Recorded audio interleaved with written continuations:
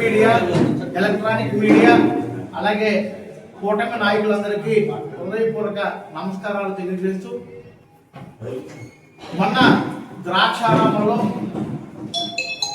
దేవేశ్వర స్వామి టెంపుల్లో జరిగిన ఒక దుస్సంఘటన ఉద్దేశించి ప్రతిపక్ష నాయకులు శ్రీ పిల్లి సూర్యప్రకాష్ గారు కొన్ని అవాస్తవమైనటువంటి వాక్యాలు పలకడం అనేటువంటిది జరిగింది.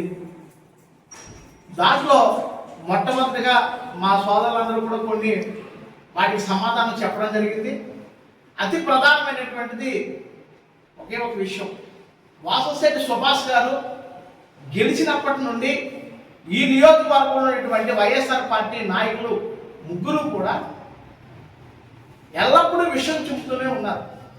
దాంట్లో మొదటగా ఈయన గెలిచిన 2వ నెలలోనే ఎర్రపోతవరం, కేగంగవరం మండలం ఎర్రపోతవరం గ్రామంలో బిఆర్ అంబేద్కర్ గారి విగ్రహానికి చెప్పులు దండ వేయించింది. అసలు ఎవరు? పిల్లి సూర్యప్రకాష్ గారు మాట్లాడుతూ వైఎస్ఆర్ పార్టీ నాయకులు అందరూ కూడా చాలా మంచివారు, కూటమి నాయకులే తప్పులు చేసి మా మీద అసత్య ఆరోపణ చేస్తారని అన్నారు. దీని ఒక్కదానికి సమాధానం చెప్పండి. అసలు అంబేద్కర్ గారి విగ్రహానికి చెప్పులు దండ వేసి అక్కడ చెడు రాతలు రాసి ఆ మెల్లో కట్టినటువంటి వైఎస్ఆర్సీపీ నాయకులు కోరుకొండ,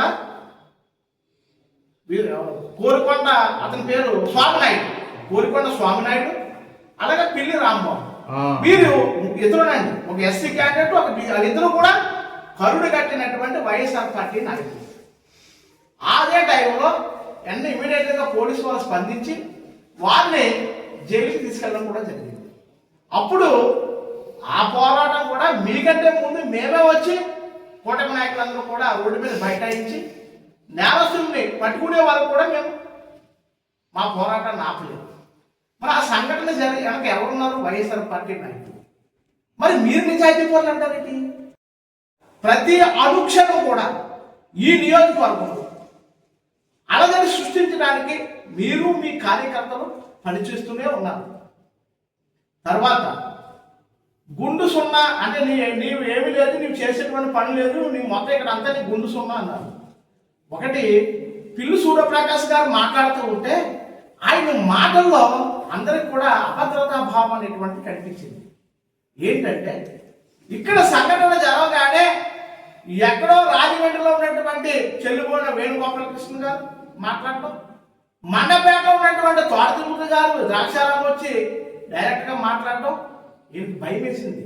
ఎందుకంటే 2029లో వీరు ఇరువుల్లో ఎవరో ఒక నాకు పోటీకి వస్తారేమో, నా పని గుండుసుండా అయిపోతుందేమో అనేటువంటి ఒక భయము ఆయన అంతరాత్మలో కలగబట్టి అప్పటికప్పుడు నిద్ర నుంచి తేరుకుని ఎవరున్నారని అంటే మంత్రి గారి మీద ఒక మాట మాట్లాడితే నేను వెలుగులోకి వస్తానని చెప్పి నువ్వు శాఖాపరంగా గుండు సున్నా అయిపోయావు, నువ్వు ప్రజలందరూ కూడా క్షమాపణ చెప్పి రాజీనామా చేయాలన్నావు. ఇది కేవలమైన మనసులోకి వచ్చినటువంటి మాటలు కాదు, అటు వేణుగోపాలకృష్ణ గారిని, తోట తిరుమల గారిని చూసి భయపడి వచ్చినటువంటి మాటలు.